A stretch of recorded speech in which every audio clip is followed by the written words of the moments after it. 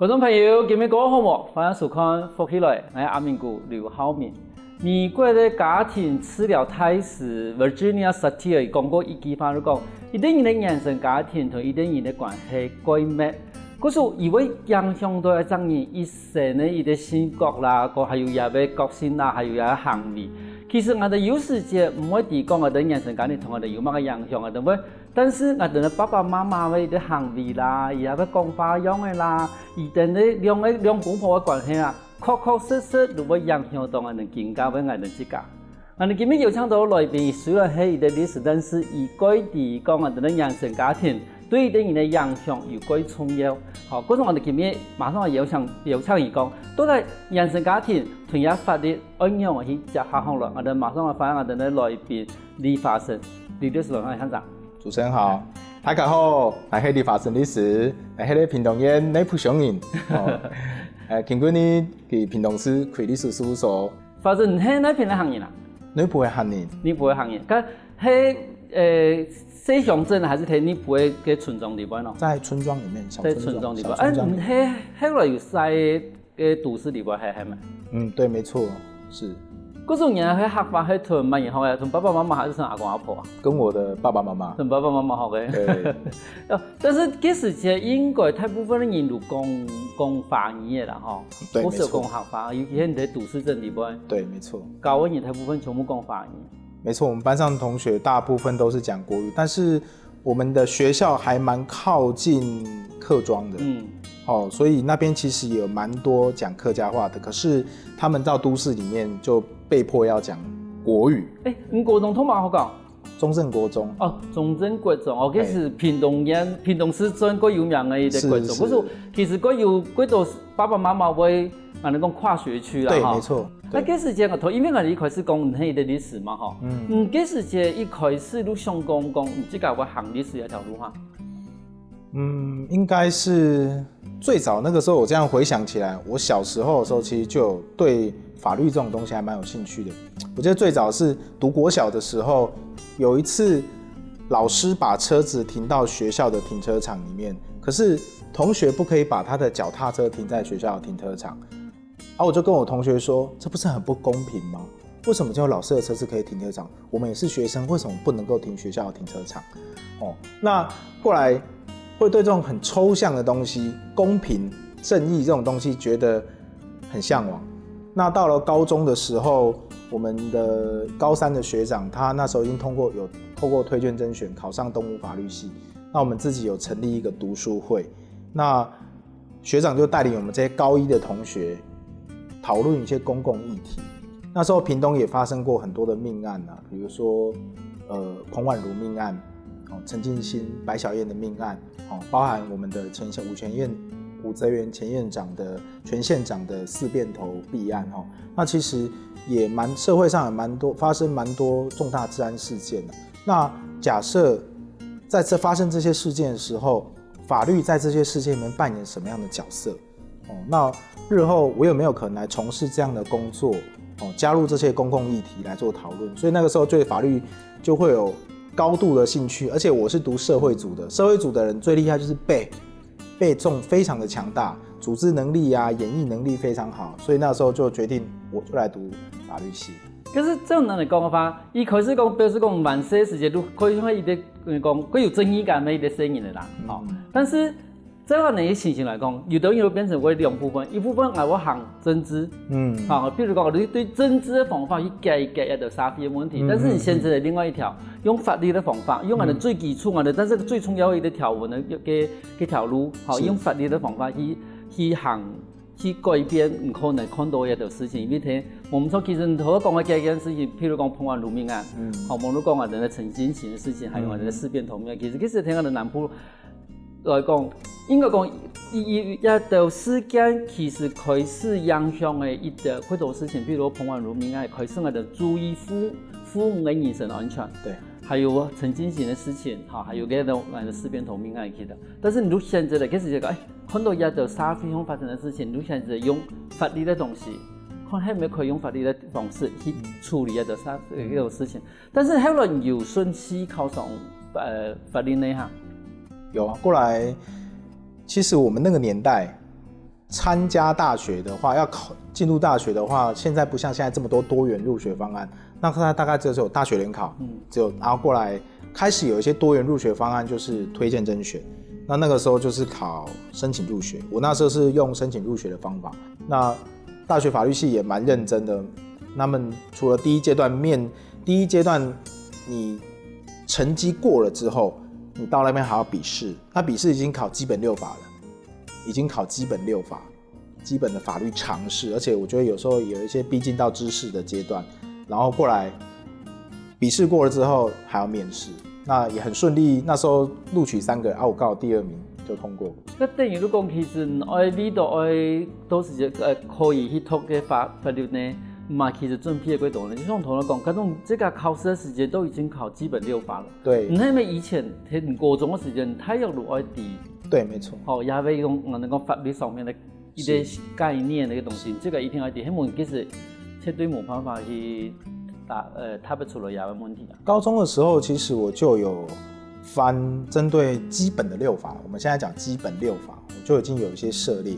那条文的部分我都有开始去翻阅这样子，所以去学校考那个基本6法后，其实对我而言没有什么太大的困难所以也算是可以轻松驾驭。可是对新生来讲，你就发现这生意呢，高中的时候这个我考量的东西，可是表示讲伊对这东西还有兴趣，嘛还有企图啦但后来按顺利的考上伊的法律呢，考上以后，法律呢就学的东西，你这个上会有通用吗？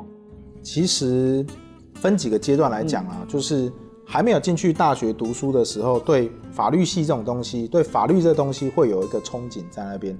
就是像大家所说的，法律是保障我们道德最后一道防线社会的最有处实这样子那进去的时候确实是这样想，没有错。但是进去之后会发现，原来你想象的跟实际上的有蛮大的落差在学校里面想，毕竟我们一进去学校，我们才几岁，17、18岁的年轻人，那我们经历过的社会事实其实很少所以法律是解决人的问题，是解决我们人世间那些很纠葛难缠的法律问题。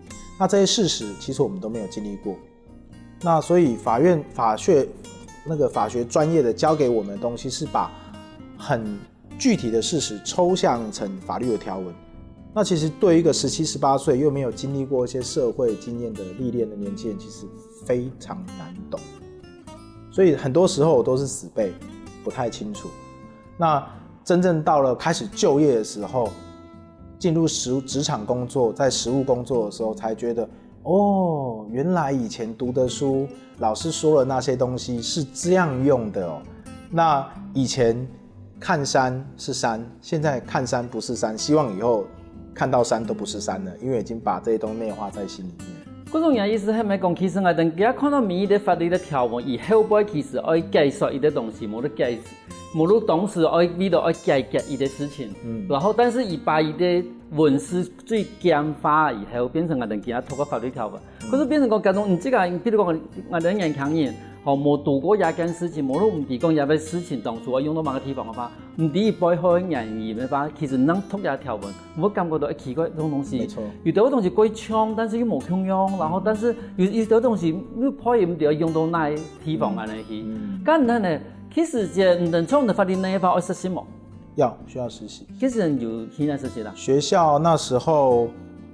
學校之前那時候我們讀銘傳大學法律系的時候，學校那個時候的實習制度並沒有這麼健全，那是要學校提供了一些管道、一些平台，讓我們同學去實習。那個時候我選擇去士林地方法院，那它開放暑假的時候，司法院有開放一些名額，讓法律系的學生去那邊實習。那有一些限制啦，要求你是高年級的學生，已經學完了民事訴訟法、刑事訴訟法，等於你的實體法案程序法都學完的，你可以去那邊。那去那邊是一個很猛的挑戰，就坐在那邊，民眾來直接問你法律問題，還有拿一疊的東西來說，弟弟啊，你幫我看，弟弟你幫我看，這是什麼東西？我要怎麼告？我要告誰？甚至還有電話打來，直接要諮詢的。那我覺得那個是一個蠻重要的經驗啊。比如等於講，你這個第一擺路到现场地步，把你自己以前读过的东西，配过嘅条文，马上攞嚟看，某个东西可以用得到，某个东西喺人哋可以去天数可以解出来，某个东西其实人哋冇办法去处理嘅。嗰時就有發現講，嗰種比如講，伊拿來講，啲牙過萬年哦，但是你後來可能發現講，伊根本冇辦法過程也東西有安尼情形。剛好有一對少年哈，他的媽媽來找我們，他希望能夠告這個少年。然後我們一看這個。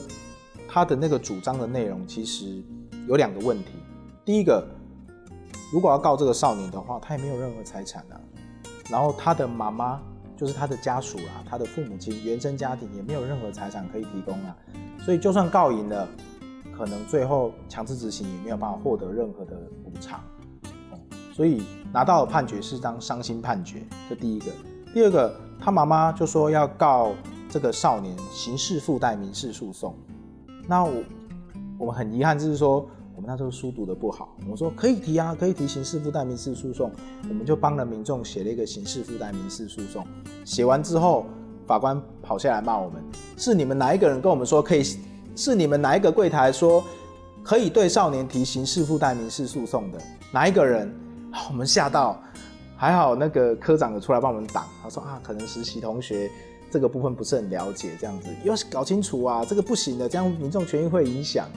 對，所以那時候也是印象非常深刻，因為被法官罵了。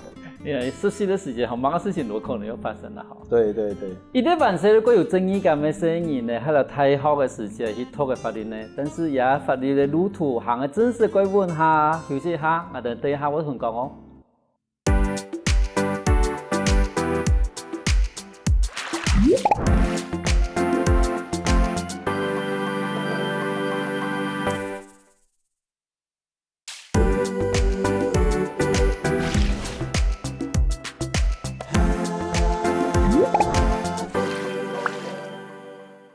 翻過來，復起來，上檔節目我哋來賓理髮生律師，伊係用嚟對啲具有爭議感嘅聲音咧，喺度變成一啲讀法律嘅太學生。我想問一下吼，你喺來睇對法律案有興趣嘛？有實習未？可是你係咪一畢業就考上嘅律師啊？沒有一畢業就考上律師，冇按順利。不可能那麼很難。差唔多考一多年。前一陣子我大概算了一下，國父革命10次才成功哦，我考了13次。哦，你考13年？考了13次，每一年都要考哦。哦，快啲人頭都按經也是有樣講，因為可能考3年4年，大部分平均，平均差唔多呢。可是考13年，佢唔單止係一啲樣講啊，唔單止係啲毅力嘅問題，佢真係一種執行力嘅問題，因為考13年最大壓力唔係你自己，係你隔壁嘅人吧？其實最大的壓力是來自我自己啦。係你自己？對，那是一個自我實現的過程。想要達到這個階段，這樣子。當然，這個13年下來非常非常的辛苦，有很多的辛酸呐，也很累，這樣子。那畢竟我還是邊工作邊考試這樣，所以我知道邊工作邊考試，本來考上的時間就會比較拉長一點點這樣子，所以還是希望能夠堅持走到這一步。可是我變成講，你自己一開始因為你一天考上也會歷史，沒錯。哦，幾時間一邊考試一邊工作，幾時天來工作？那時候過來大學畢業的時候。服完兵役之後，有先去台北工作一段時間，也是做人家私人企業的法務，他們是做智慧財產權的。那過來我工作了一段時間之後，我還跑去台東鹿野鄉，就現在那個熱氣球節很火紅那個地方。我去那邊當溫泉飯店的法務，所以下班公司最大的福利就是可以免費泡溫泉，下班就是泡溫泉。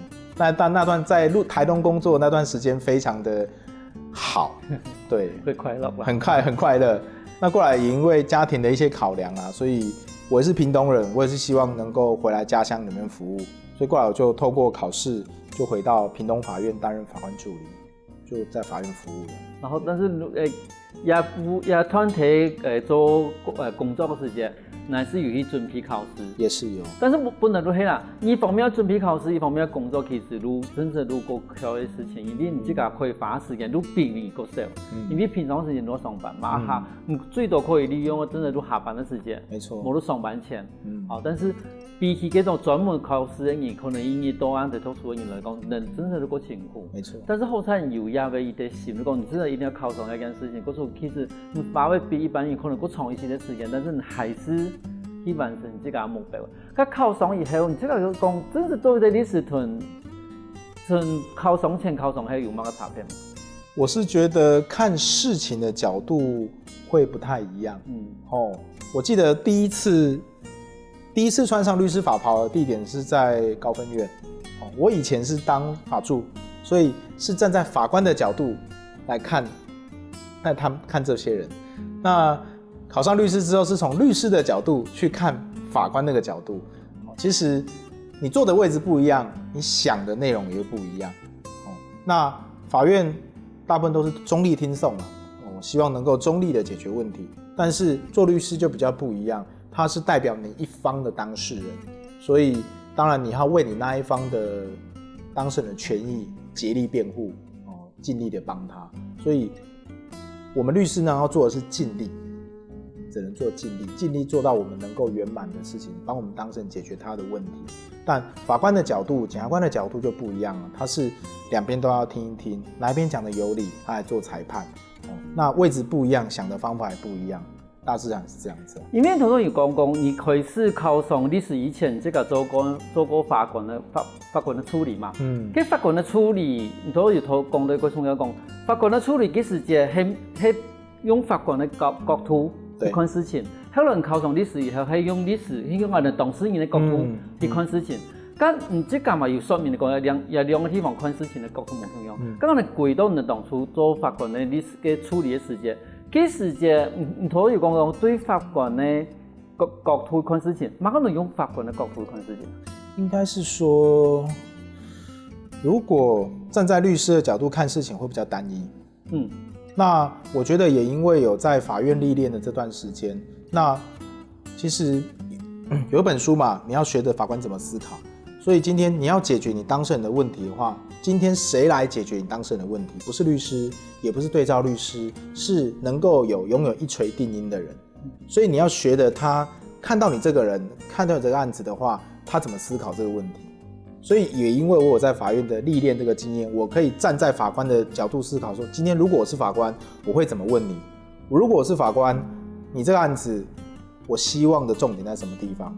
那我有這個角度的經驗之後，今天我成為律師的時候，我就不會只是單單的從我當事人的角度看這個問題。人說投其所好嘛，毛要順着刷才不會痛。所以我投其所好，我知道法官想要什麼，那我就給他什麼，那才可以解決問題。不是單方面從我這邊要解決問題才能夠解決問題。因為像同我哋歷史好講吧，因為伊曾經做過法官的處理，嗰時伊講，兩篇我講白嘅話，後來伊變成一個歷史，對專門為的當事人，伊講佢親力的去為的當事人去爭辯的時間，但是伊還是心底邊還是第一件事情嚟講，其實嗰種伊係法官嘅話，伊可能其實會採取乜嘅樣嘅，但是伊都可以用樣嘅方法去同法官講，去說服法官，從法官的角度去盡量的去說服。對，沒錯。咁其實你在做法官的處理的時候，有發生過乜嘅？你這個印象過什麼事情？其實當法助的時候，我主要是辦理刑事案件啦，所以其實處理過蠻多，非常多讓我印象非常深刻的案子。那其實我印象有2件啊，一件是現在酒駕都非常的紅，現在還是這樣子。那我在平院要離職之前的話，大概有一段時間處理的案子的話，1個月平均處理的量大1個月，然後大概250到300件左右。那其實都蠻大量的都是酒駕的案子。可是我們有那一件就是男女朋友，男生他喝喜酒，然後帶着女朋友回家，結果那女朋友側坐。他女朋友我記得是側坐，然後他沒有戴安全帽，可是他女朋友安全帽是那種西瓜皮的那種安全帽。結果回家的路上的話，午後雷陣雨，那個路面剛好坑洞，然後都被水填滿了。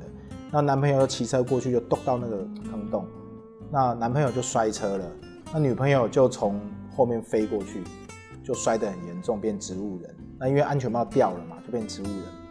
那急救的时候发现一件很可怕的事，那女朋友竟然怀孕了，那可是她有植物人啊。那案子到我们这边的时候，听母亲是说小朋友是有保下来，也生下来了，可是那她女儿就是变植物人。那他有拍他们照顾他的过程，那其实我们那时候觉得很心酸啊，说这么漂亮的一个女生，然后又生了一个小朋友，可是他没有办法照顾她。那这个男生呢，只是说啊我很喜欢她，但是我不知道怎么解决这个问题。所以我们那时候觉得说酒驾的问题是真的非常严重，其实毁了你也毁了很多家庭。那另外是，不过我们那时候就给他重判了，我们把他移出去，让别的法官让他重判。那第二个是。有关于精神疾病的问题，现在常常提到一些思觉失调症的事。以前我们叫做精神分裂症，过来叫思觉失调症。有一个女生，她会幻听，她会耳朵里面都会听到说有人要强奸她，所以她都会拿那个戳刀去戳人家的轮胎。那很多被害人都被戳到了，那检察官就提起公诉，案子到我们这一股来。那我发现说这个人是生病的。那如果说这是一个生病的人的话，他要接受的治疗，其实是他需要的是医师，而不是律师，也不是法院。他需要接受专业的心理治疗。那这样，今天就算我给他判了刑了，他进到监所里面去了，他还是会出狱，他的问题还是没有解决。那他回到社区里面，他还是会从事原来的事情。所以我们跟法官讨论过后之后，我们跟很多的被害人沟通过，那请他们先撤回告诉，他们也了解这样的事情。那其中一个被害人的部分，我们没有让他撤回。为什么不让他撤回？如果让他撤回，这个案子就会结案了，就法院帮不了他了。所以我们刻意留了一个伏笔在那个地方，那我们轻判他，然后给他缓刑，然后让他要去接受精神治疗。那我觉得这样，而且我们也通报社会局了，所以我觉得这样的话才是真正解决一个案子，不是把一个案子当作一个案子来做，因为一个案子会衍生做很多的案子。那如果我们把这案子把它解决掉的时候，其实影响到其他的层面，不只是单单只有这一个人，是其他这些家庭。我说的谈话来，变成讲，其实在法庭上面，唔单止係法官做嘅事情，唔單止係講，你判冇罪，你愛管冇，你冇管冇得罰錢。其實這樣嚟講，你哋話係愛天數去處理一啲事情，總比完全，譬如講，頭都幾多人哋講視覺失調嘅嘅什麼嘢，其實唔判伊也要先呢伊的目的，愛向伊去治療，好冇？但是你前面做幾多事情，你應該人講啊，真係冇啊，這個人講啊，那想到講啊，冇想到喺法庭地步，法官把它處理安嘅事情，你等於講，你把前面的事情全部隱瞞喺度。判伊的刑，不要說麼嘢，有啲強制伊去治療啦。好，你變成講留下來幾條路，為咗不要到什麼嘢強制去治療。或者等於講一件事情，到傷害人哋感覺到看電視上看到啊法庭上的爭論那樣子，其實你嗰種都係處理一件殺皮事件，唔係用法律的方法，用引情的方法去處理嗰件事情。出來的東西喺法院裏邊可以常見啊，蠻常見的，只是。應該是法院目前的司法單位的負荷量其實非常的大，那有沒有可能每一個案子都是這樣做？我是覺得有困難的。那只能說講難聽也是能救一個是一個，能夠看到這樣子的話，我們也看到這個問題，能夠解決這個問題。那如果說我們力有未逮的話，我們也沒辦法去解決這個問題。那如果能夠看到解決一個問題的話，那我們就希望不會有另外一個問題發生，那社會才會進步。就像一開始我哋嘅歷史講嘅，每啲法律嘅條文後背其實都係一個故事。我哋而家看到每啲法律嘅審判後背嘛係一個故事。嗰時其實法院嘅唔單止係審判，唔係某個處理嘅地方，其實嘛係夾一個故事、一個事件嘅一個重要地方。有時下我哋下我哋咪嗰度個精彩故事哦。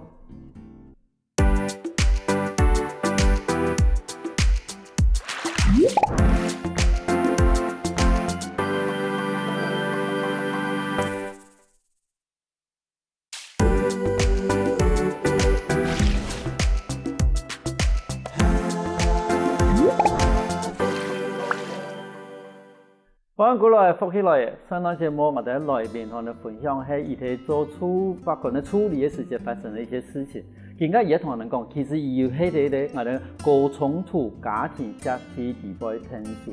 我想问一下，李律师哈，你都会去参加高冲突家庭社区呢？刚开始的时候，这个协会还没有成立之前我是认识我们协会的创办人何慧玉何老师。那个时候我还是实习律师，那时候对家事案件还没有那么多的涉猎。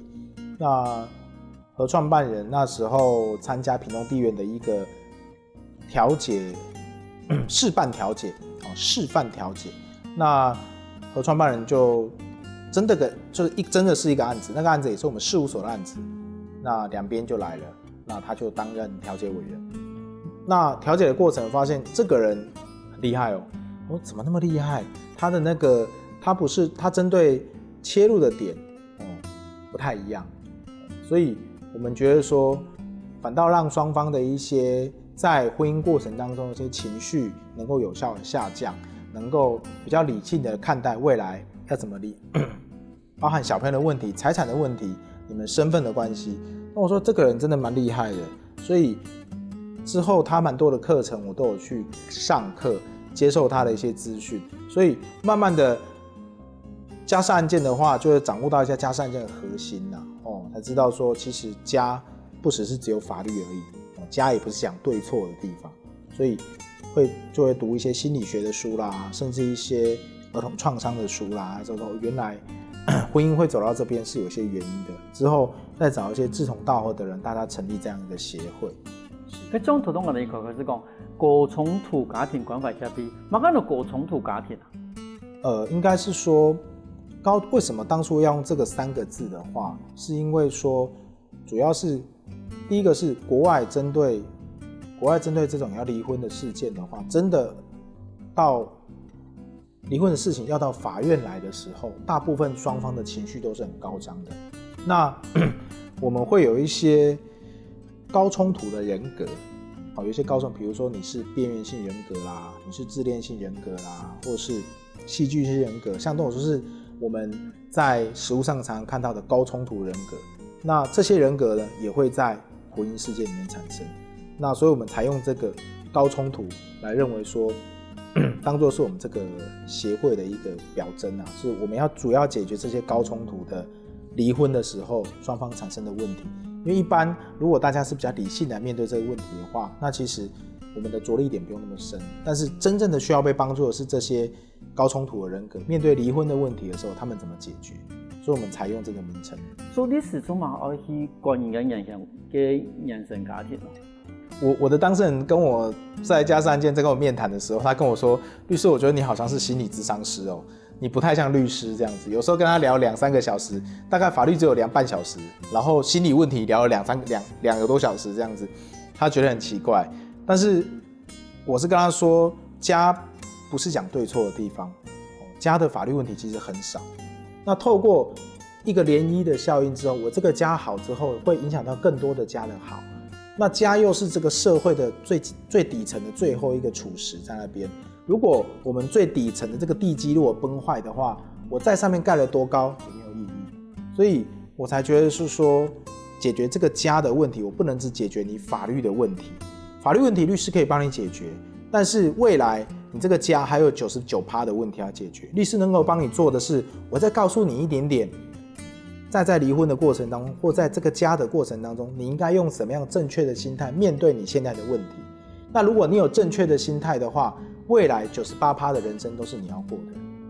相同當然有講到幾番都講，唔錯有啲人咧，可能有啲邊緣性嘅人格，到後來而家可能啲婚姻嘅成法地步，有可能也有人格都影響到有成法。是，有可能也到邊緣性嘅人格同也跟原生家庭有關係。是，你咪同我哋觀眾說明下講，有可能某個案例講係因為原生家庭結果影響到而自家，咪點講可以從有嗰種犯罪嘅心理嘅行為嘅咯。其實我當律師的時候，第一件承辦的家事案件的話，就是很類似這樣的情況。到現在為止，我大概幫他服務了2次，那2次我都沒有跟他收律師費。那他的先生我就觉得，其实那时候对这个还不是很明显，还不是很了解，过来去翻书，接受涉猎说，哦，原来他先生是这种高冲突的人格。那过来其实也不太懂为什么他会走到这边来，过来开始翻阅了他以前的报告，才发现说，哦，他以前他的父母亲也是离婚，那父母亲他在小时候的时候，父母亲也有家暴的情况，所以等到他也要走入婚姻的时候，他也有家暴的情况。那而且呢，他也面临要离婚，可他面临离婚的时候，他很挫折，因为父母亲离婚，所以他从小到大都希望我不要离婚。可是既然我还走到离婚这一段，所以他挫折感很沉重，而且他自己本身看爸爸妈妈家暴，所以他觉得我用这个方法或许也可以解决我的问题。其实看到很多小朋友，他为什么在学校会霸凌同学？有时候我们看，或许家里面的状况其实有些问题，所以小朋友学习来学校说，我可能用骂的、用打的或欺负同学就可以解决问题，所以这个诸多面向就会产生我们社会很多问题，所以我才想说这件事情是需要被努力的。但是规档嘅人头先伊开始讲嘅提的案例啦，吼，头讲嘅是拖嘅幾多年，吼，常常都你出啊人咧法院嘅事情，咁最尾喺法院嘅地方，你即個用嘅天數咯，喺法律嘅案件地方一件事情能用嘅天數。应该这样讲，我分2个层次来阶段解决这个问题哈。法律上而言，他今天吸了毒、杀了人，做了一件不对的事情，法律确实是要惩罚他。但是如果我们发生他原生家庭有问题的时候，站在司法工作者的角度而言的话，我们能做的第一个，我发现他们家的情况，我们是责任通报单位，我一定会通报社会处，能够解决这个问题。第二件事情，如果发现其实他有一些问题，比如说发现他们家好像有那个未成年的小朋友，那我们有部法律也是儿童身心权益保障法的部分，法院也会透过这个司法机制的启动，要找到这个小朋友，让他能够获得妥适的安置。那剩下就是透过社政单位的介入，发现他是需要是什么东西的。或许他今天会走到这边，或许家庭没有问题，是经济的问题才走到这边。那也有可能是真的是家庭的问题走到这边的话，那我们可能透过一些社政的协助，连结一些社政资源、諮商的资源，让他解决他心理的问题。心理问题解决了，其他问题就都解决了。佢變成這個一個歷史對你來講嘅話，已經唔單止係單純處理法庭上面嘅事情，比如講，佢可能你前兩天法官求情講，佢可能下一擺冇安尼啦，可能減大也要刑期，其實唔係把伊也要處理嘅事情，可能會影響伊下一擺會再翻一擺嘅嗰種原因。全部係加下，嗰個經濟冇開始生意嘅啦，冇話有可能也環境有可能某個事情咧嘛，唔係全部係考量嗰啲地步。沒錯。咁種人嚟講，唔記得做一個歷史來講嘅話，你最擅長嘅一啲兩倍係乜嘢？其實目前我最擅長的領域應該是家事案件。刑案也是因為我在法院擔任法官助理一段時間之後，其實屏東的重大刑案我都有參與過，所以刑案部分我是非常嫻熟的。那會最喜歡家事案件，我覺得是我自己本身的人格特質的關係。律師最沒有什麼，最沒有時間，但是家事案件你要花很多的時間聽他的東西。那聽他的東西不一定就是法律東西哦。他先生今天怎麼了？他跟小三怎麼了？家裡的小狗小貓怎麼了？小兒子怎麼照顧的？這些都是很細碎的事情，可是律師通常沒那個時間來解決這個問題。但是我是反常的，我反倒你跟我反饋這些東西，我想要從你這些小的東西找到你們家的問題。所以我覺得是本身人格特質，我很喜歡傾聽，傾聽之後我會同理你，那我就可以解決你的問題了。不管刑案也是一樣，沒有，我發現這是有一些共通的點，只要你願意，我願意聽你講，我也願意聽，然後我同理你之後，其實我就有辦法解決你的問題。那我覺得他們的問題才能被解決。那刑案的話是一個0或100的戰爭，你有沒有犯罪，你有沒有殺人，那其實一句話而已。那剩下是法律爭議，那是另外一回事。但是如果你真的沒有做這件壞事的話，你就跟我講實話，我就可以幫你。那但是承受的壓力是不一樣的啦。對。较像人来讲的话，你这个各种谈的故事压力较大，唔会把你谈到叫做理由去高分啊人、公务啊人的法官谈，变成一种说服法官的理由嘛？当然会，当然会，我们会其实是针对不同案件类型都会这样子啦。那如果比较特殊的情况，像说他之前今天为什么会做出这件坏事，我们往前回溯一下他的原生家庭啊，或是说他的求学经验啊，今天为什么要走到这边，我们跟法官说明。那他今天不是做坏事，当然是故意的啦，但是今天很多事情是其来有自啊，不然为什么有成语叫饥寒起盗心呢？对不对？我们跟法官说明，希望就刑度的部分让他做一些斟酌，让他考量一下，不是杀人就是一定要判死刑这样子。其实咱来讲落来，我感觉来讲，其实法律唔像我哋想的按人啦吼。其实后尾吧有几多可以同情你的地方，因为我哋有时就不读到讲，其实我哋有几多的讲出来的东西，根本就能发生的事情，但是我哋以前的经验，我想讲，这道事情如最尾如判马个条文，我哋以前的苦衷嗰度，完全冇办法俾人了解。是啊，我记得以前大学的时候去参加证严法师的我们学校有一门课叫学习与服务啦，那时候证严法师跟我说，知道我是读法律的，他说读法律的人要更多人文的思考。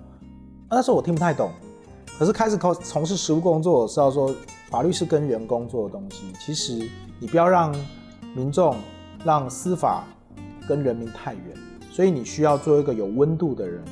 除了你人要有温度，你判决要有温度，你说话也要有温度，这样人民对司法才会接近，他不会觉得很远。所以我一直期许自己做一个是有温度的法律人。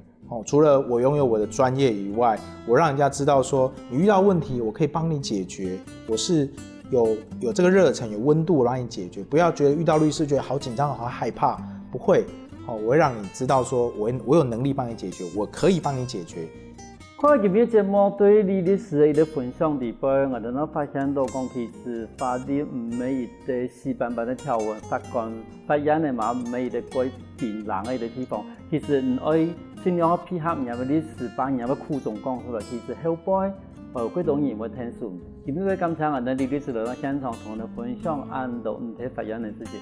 謝謝，感謝大家，拜拜。律師好，大家聽下喺現場來認同認同哦。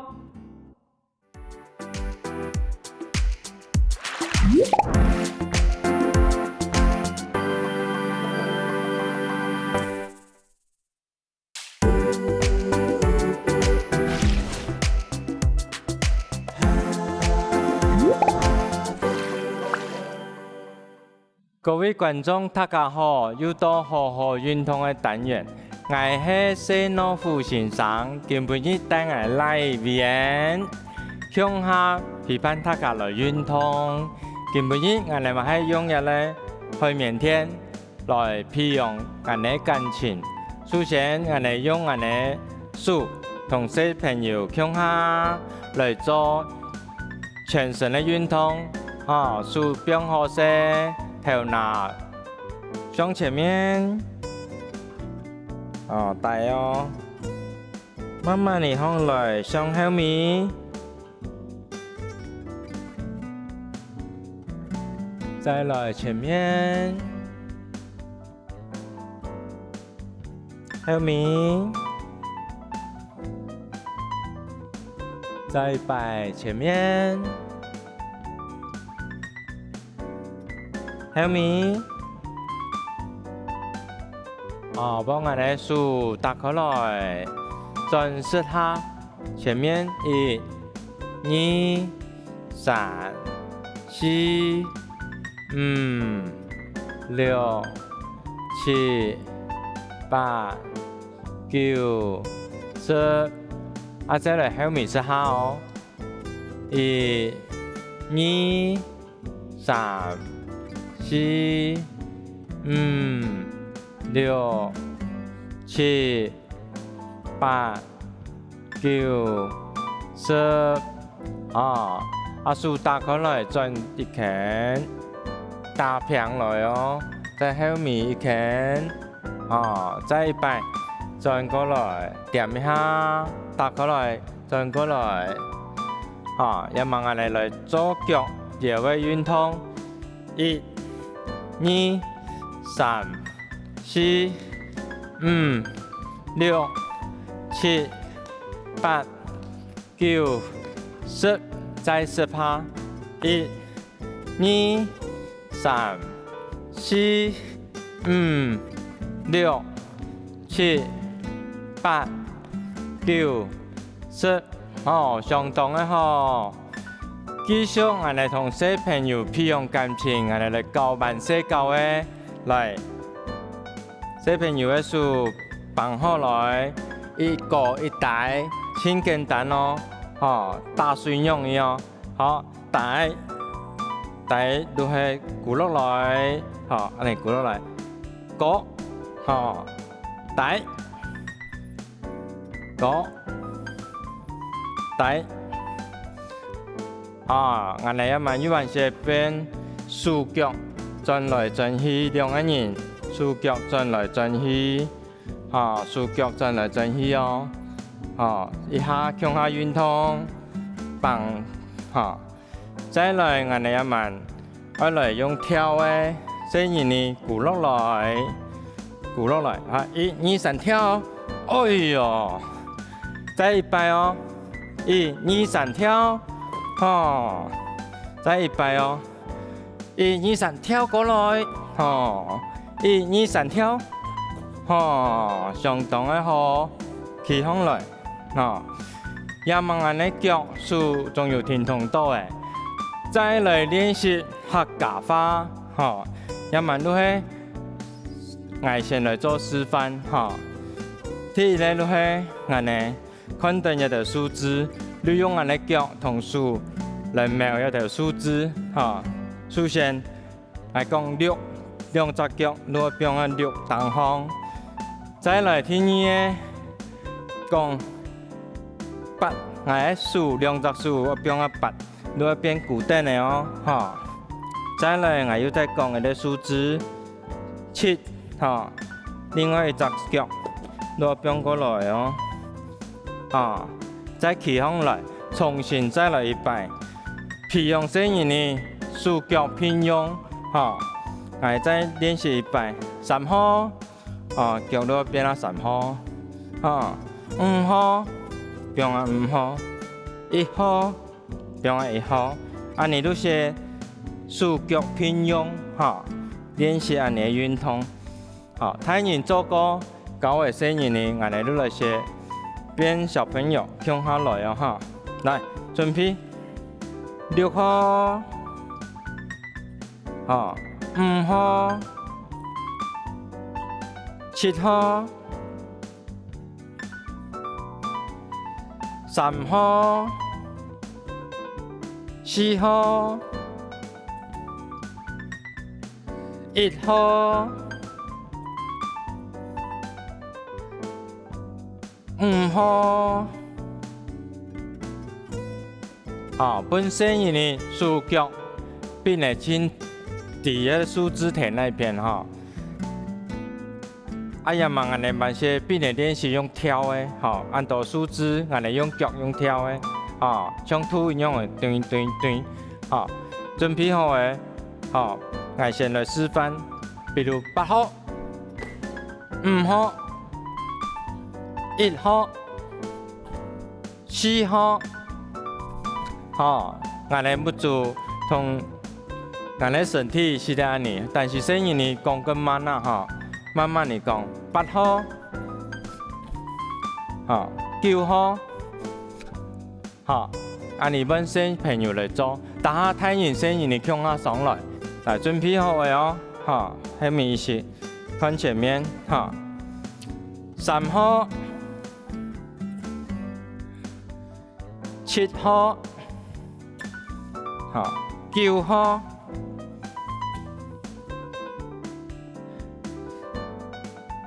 ，7號，3號，6號，10號，10號唔錯嘅，10號提一片，再一擺10號。聲音你唔錯冇買，邊嚟再訓練一擺都好嘅，買嚟學客家話，或任何运动慢慢地落，安全啲，哈。8號、9號、9號提入片嗱，再一擺吼，6同9個槍吼，做麼？9號，嘿，哎呀問6號，哦，3號，哦，7號，5號，1號，吼，要慢慢爸爸強下哦。俺伢咪的數字跳還不易跳，強下，哈，強下，哈。5號，5號按眼，哎呦，5號，揾鼻炎呢哈。3號，3號，嘿，3，好，揾爸爸哦。